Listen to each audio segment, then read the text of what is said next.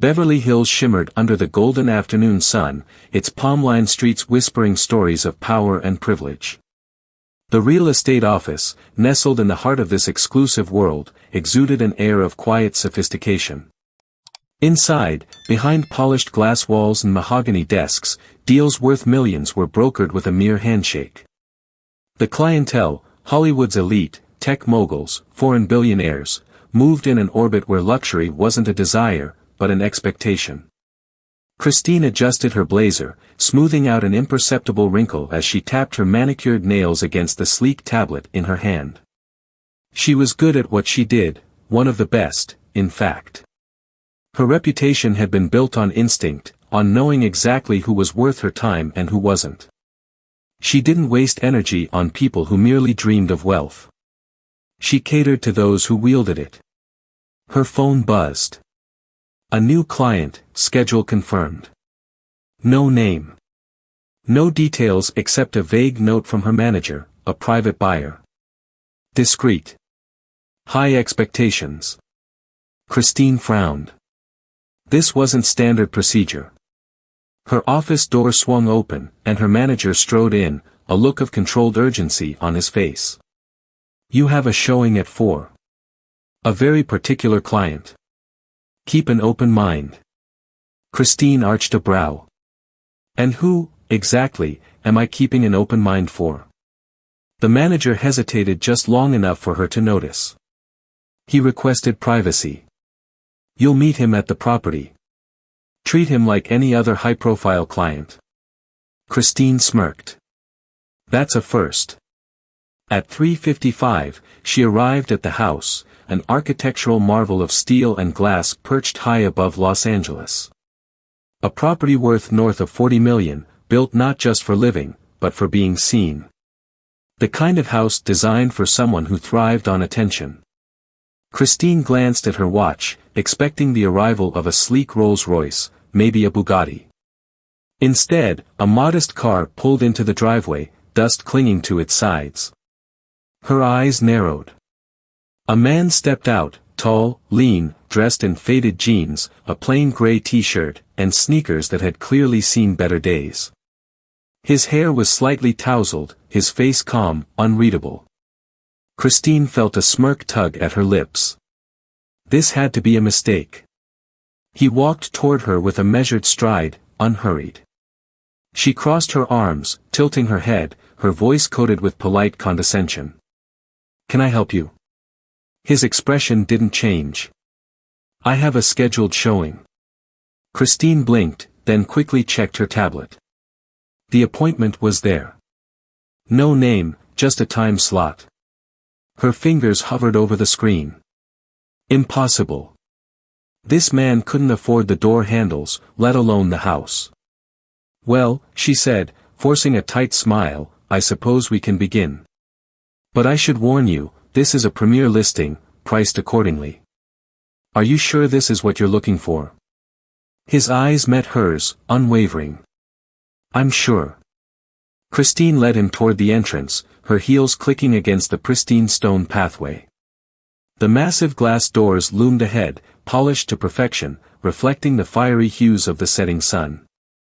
The house was a statement, a monument of wealth and exclusivity. It was meant for people who belonged in this world. And this man? He didn't. Still, she maintained her poised, professional demeanor, though the tight smile on her lips felt increasingly forced. The doors opened with a quiet whoosh, revealing a vast foyer, marble floors gleaming under the ambient lighting. A grand chandelier, custom-made in Italy, hung like a constellation of gold and crystal. Christine turned slightly, watching his reaction. Most clients, the real ones, would pause here, their expressions shifting into barely contained awe. This was the moment they pictured themselves hosting lavish galas, entertaining the elite. But this man? He didn't even blink.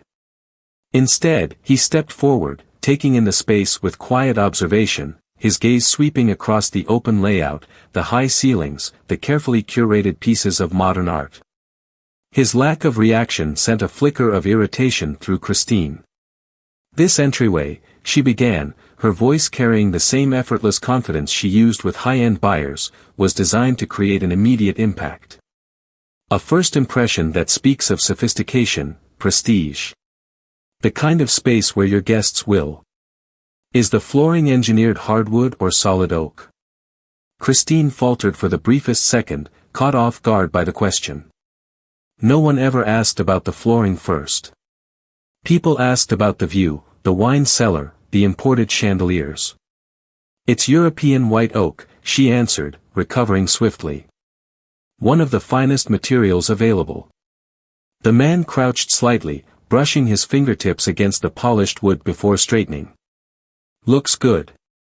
What about noise insulation?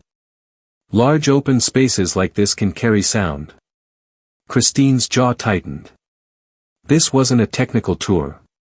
It was supposed to be about luxury, not practical concerns. Of course, it's been designed to minimize echoing, she said smoothly. Clients who purchase at this level don't typically worry about those details. The man nodded but said nothing, as if filing away her response. Christine turned sharply, leading him toward the living room, a masterpiece of modern design.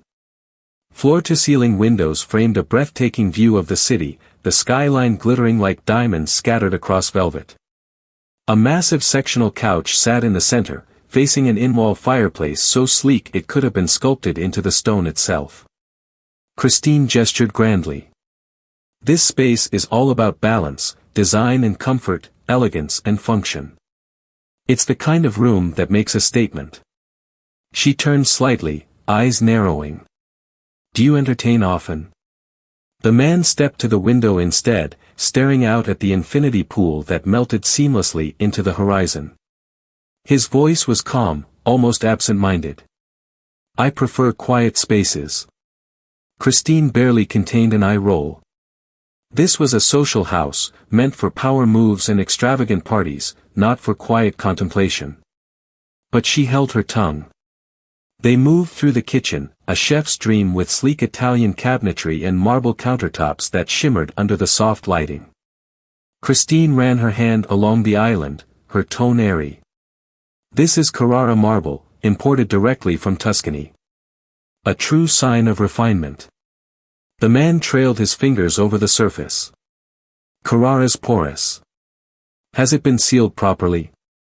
Christine's fingers curled slightly against the marble. Of course, she said, her voice tighter now. It's built to last. A slow nod. No visible excitement.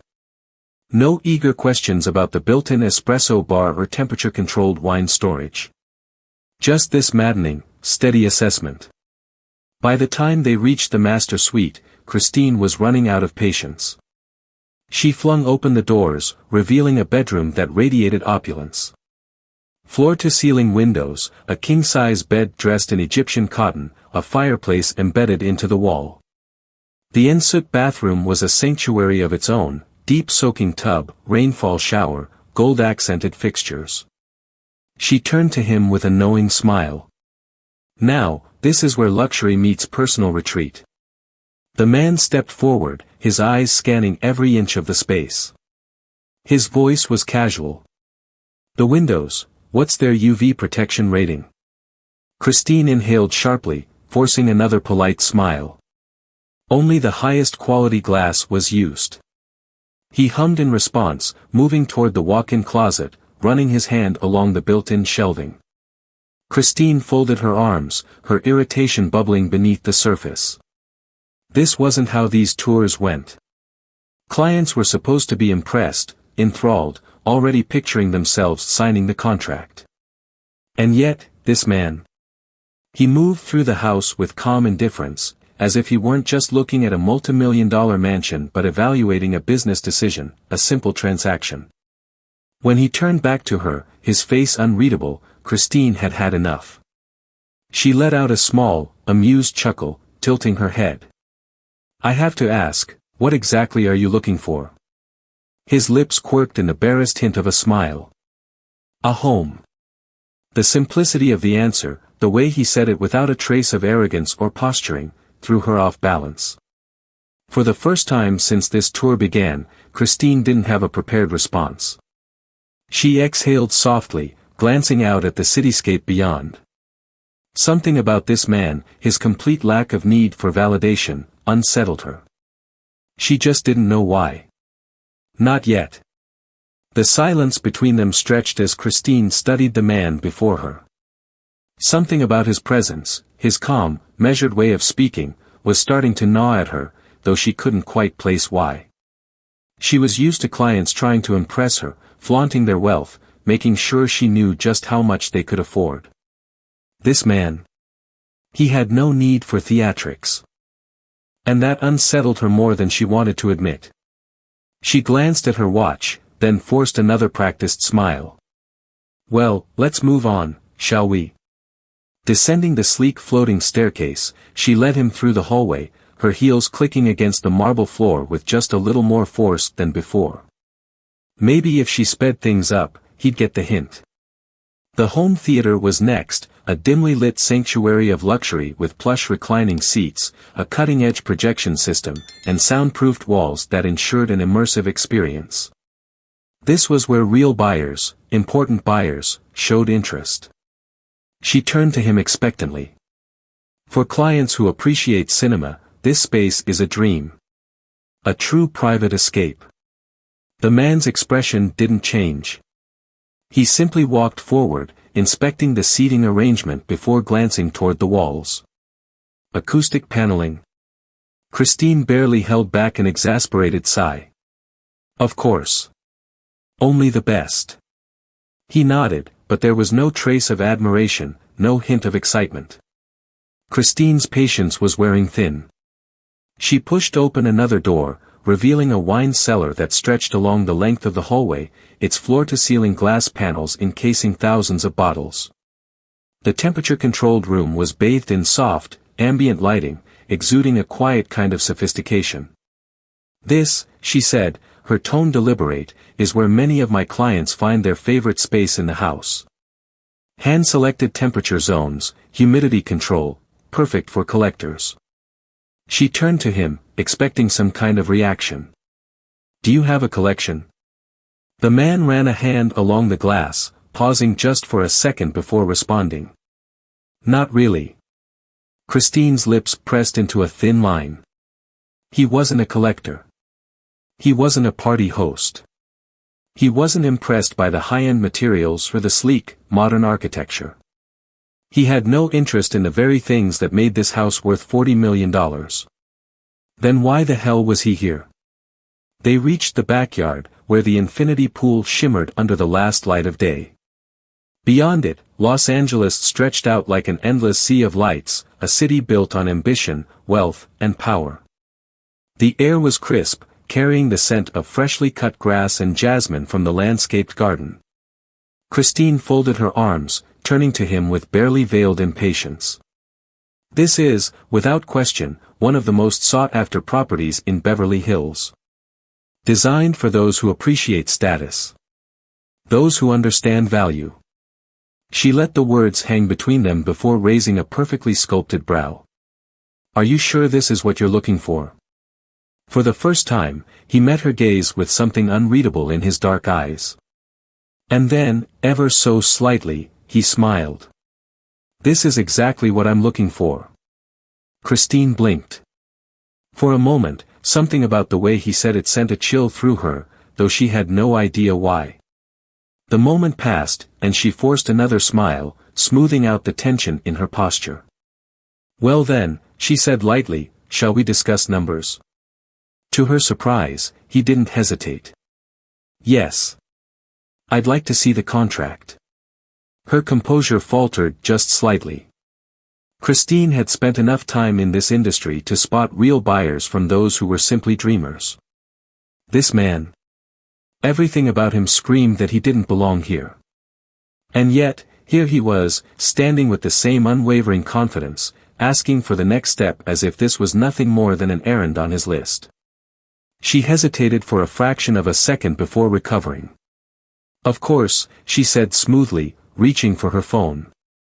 I'll call my manager, and we'll have everything ready. But just as she turned to dial, the front gate opened. A black SUV rolled in, silent and authoritative, its tinted windows revealing nothing. The sight of it sent an odd sensation creeping up Christine's spine. And then, her manager stepped out. Christine frowned. It wasn't unusual for him to check in on high-profile showings, but he looked different. There was something in the way he moved, a careful precision that set her nerves on edge. And then, she saw it. The moment his eyes landed on the man beside her, his entire expression changed. Gone was the neutral, business-like professionalism. In its place was something else entirely. Respect. Recognition. Christine's breath hitched. Her manager strode forward, offering a warm, firm handshake. "Mr. Reeves," he said smoothly. "It's an honor to have you here." Christine felt the world tilt. Reeves? Her gaze snapped to the man beside her, her mind racing. No. That wasn't possible. And yet, suddenly, she saw it. The sharp angles of his face, the unmistakable eyes, the voice she had heard in countless films. Oh, God. Her stomach twisted violently. Keanu. Fucking Reeves. The man she had been dismissing, condescending to, underestimating this entire time, was one of the most beloved, respected figures in Hollywood. Heat flooded her face, her throat tightening as the weight of her mistake crashed into her like a tidal wave. Keanu's expression remained unreadable, but his voice was calm when he finally spoke. "You didn't need to know who I was to treat me with respect." The words sliced through the air like a blade. Christine felt her breath catch, her body going still. She had just made the biggest mistake of her career. The silence stretched unbearably, thick with the weight of realization. Christine stood frozen, her pulse hammering in her ears, her carefully composed facade cracking under the sheer gravity of what she had just done. Keanu Reeves. Not just some nobody walking in off the street. Not some dreamer wasting her time. He was one of the most respected men in Hollywood, one of the most powerful clients she had ever had the chance to work with. And she had treated him like he didn't belong here. The manager's expression barely flickered as he turned to Keanu, his voice steady but carrying an unmistakable edge of apology. "I hope the property is to your liking, Mr. Reeves." Keanu's gaze shifted ever so slightly toward Christine before he spoke. "It's a beautiful house." His voice was measured, his tone effortlessly calm, but the underlying meaning was impossible to ignore. The house was beautiful. The experience, however, was another matter entirely. Christine felt her throat tighten. The shame was suffocating. She forced herself to regain some semblance of control, clearing her throat, willing the heat in her cheeks to disappear. "Mr. Reeves," she started, her voice coming out shakier than she intended. I didn't realize." His eyes settled on hers, patient but unyielding. "You didn't need to." The quiet weight of those words sent a fresh wave of humiliation crashing through her. There was no anger in his voice, no malice, just an undeniable truth that cut deeper than any insult ever could. The manager cleared his throat, shifting the attention away from the awkward tension suffocating the air. "Would you like to proceed with reviewing the contract?" Keanu gave a small nod. "Yes. But before we do," he said, his gaze flickering back to Christine for just a moment, "I'd like to talk about something else first." Christine's stomach dropped. The manager straightened slightly. "Of course, sir. What's on your mind?" Keanu exhaled, glancing around at the house, the sprawling city beyond the floor-to-ceiling windows. Then, with quiet precision, he spoke. "This isn't about me," he said, his voice low but carrying through the vast, open space. "This is about the way people are treated when they don't look the part." Christine felt her nails dig into her palm. "You see, I asked for discretion for a reason," he continued, his tone still impossibly composed. "Not because I was trying to be secretive. But because I wanted to know how I would be treated when no one knew my name. Christine's breath stilled. And now I do. The words landed like a gavel in a courtroom, absolute and irrefutable.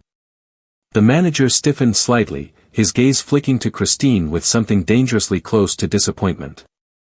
Christine, for the first time in a long time, felt small. The truth was undeniable. If she had known, if she had seen his name on the appointment sheet, if he had pulled up in a luxury car dripping with status, she would have treated him differently. She had been caught. Christine swallowed hard, forcing herself to meet his gaze. Mr. Reeves, I. He shook his head, silencing her before she could scramble for an excuse. This isn't just about today, he said.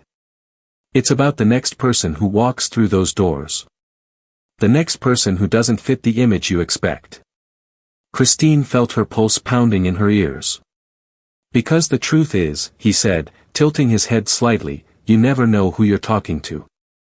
The manager took a careful step forward, clearing his throat. Mr. Reeves, I assure you that this does not reflect our company's values. This was an unfortunate oversight. Keanu simply smiled, though there was no amusement in his expression. Let's hope so. Christine stood stiffly, the weight of her own arrogance pressing down on her like a vice. She had spent years perfecting the art of the sell, of knowing exactly who was worth her time and who wasn't. But today, she had been wrong in the worst way possible. And the worst part? She knew she deserved every second of this moment. The manager forced a tight smile. Shall we move forward with the contract, sir? Keanu hesitated just a fraction of a second longer before nodding. Yes. Let's. Christine let out a breath she hadn't realized she was holding.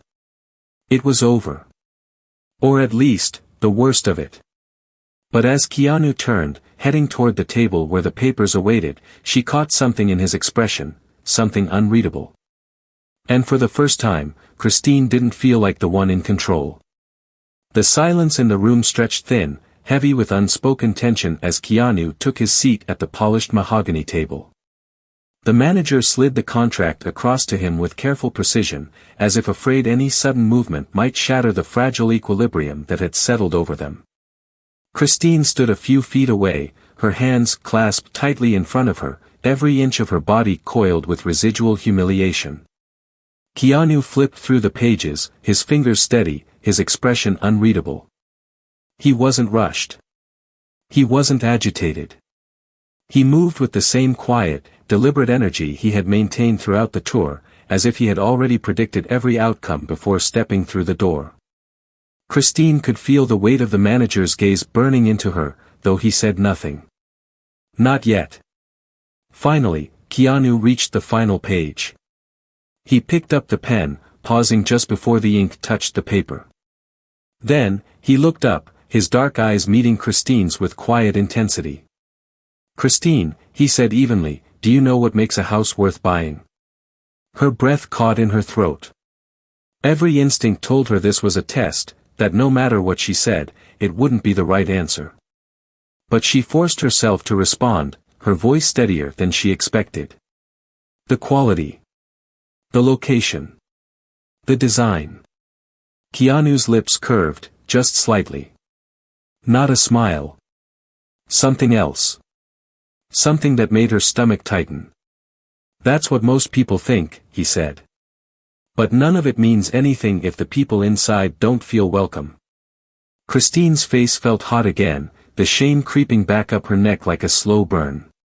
Keanu turned his attention back to the contract, pen gliding across the page in a single fluid motion. The deal was done. The house was his. Just like that. The manager let out a subtle breath, nodding briskly. Thank you, Mr. Reeves. We appreciate your business, Anne. Keanu raised a hand, stopping him mid-sentence. I'm not done. Christine stiffened. The manager hesitated, glancing at Christine warily before turning back to Keanu. Of course. What else would you like to discuss? Keanu leaned back slightly, tapping his fingers against the table. His voice remained calm, but there was an unmistakable steel behind it.